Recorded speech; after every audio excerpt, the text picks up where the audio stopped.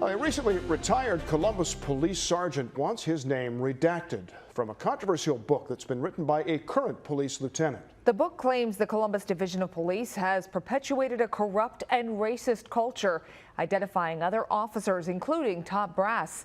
6 on Your Side investigator Tara Morgan with why one of them is now taking legal action. Maybe she's correct. Maybe she is bulletproof. Trent Taylor's thoughts about a new book by a former colleague are pretty straightforward. This is a poorly written, ignorant, malicious, crapulous mass of distortions and some points outright lies.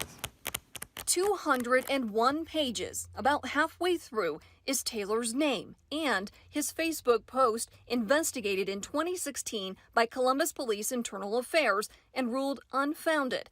But that isn't the part that got his blood boiling. She states, and I quote in page 76, "Just recently during the 2020 protests, Sergeant Taylor retired due to the Black Lives Matter protest. He shared during an interview on a local television station that officers are now forced to retire due to the way citizens are demanding that the police change the way they treat black lives.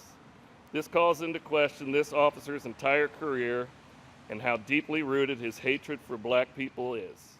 The book, Walking the Thin Black Line, Confronting Racism in the Columbus Division of Police, is written by Columbus Police Lieutenant Melissa McFadden.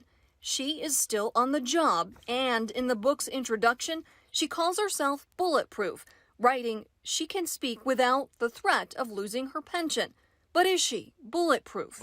Taylor filed complaints with both Columbus Police Internal Affairs and Mayor Andrew Ginther's special Report CPD email, initially set up for complaints about police misconduct during the protests. We caught up with Taylor fresh off his IA interview. It's categorically false. I don't hate anyone. I don't know why she's chosen me. The television interview Lieutenant McFadden refers to in the book, like I said, is likely this one in July between Taylor and me, right after he turned in his badge for retirement. Lieutenant McFadden's comment about officers forced to retire due to the way citizens are demanding police change the way they treat black lives isn't what I reported. Months later, a friend texted Taylor about his name in print. I can't speak to why she's done this. I can tell you that I've had no negative interaction with her in the 24 plus years that I've known her. Lieutenant McFadden's memoir also identifies current and former top division brass. One example about qualified minorities being passed over for positions, the book referenced Chief Thomas Quinlan as leading with this type of bigoted decision-making. Lieutenant McFadden claimed former Chief Kim Jacobs had an ability to manipulate internal investigations. Her book also accuses former Commander Rhonda Grizzell and current Deputy Chief Jennifer Knight of being retaliatory against her and playing dirty. Chiefs Quinlan and Jacobs declined comment on the book. Deputy Chief Knight's response is, quote, "I have not read the book because I do not like fiction." So you want your name out of it? Yes, I have sought legal counsel, and that is going to be the first topic. Redact my name from your book. What is the likelihood that could even happen? We'll see. I'm hopeful. Is your attorney confident? He says yes. It's just a matter of how much money I want to spend. Is it worth the fight to get it out? It is when somebody's blatantly calling you a racist in a book, you know?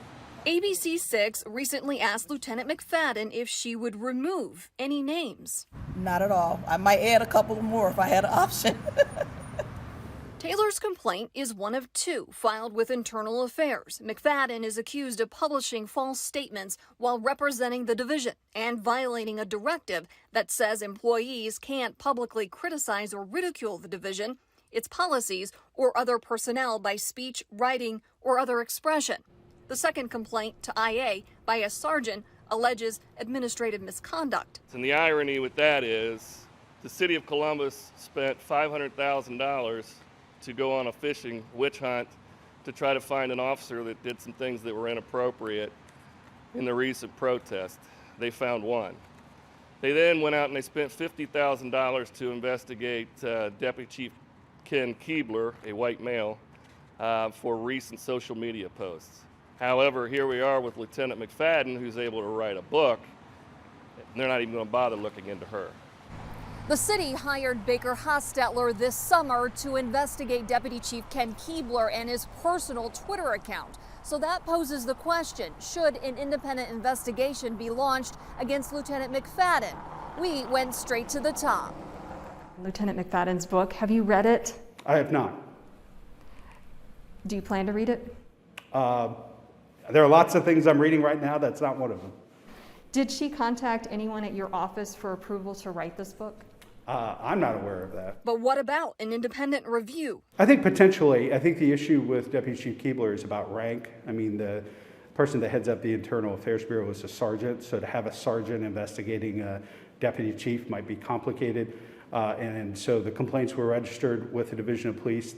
Internal Affairs Bureau is leading up the investigation, but if there's any findings that would lend itself to an independent investigation, obviously the chief, the director, and I will consider that. Taylor isn't holding his breath, but he isn't sitting idle either. He says his fight will involve a lawsuit against Lieutenant McFadden and possibly others. And if I can prove that the city or the Division of Police gave her approval to write the book, they will also be named in the suit. So you're going to continue to fight as long as you can? Till my last breath or my last dime. Tara Morgan, 6 on Your Side, investigates.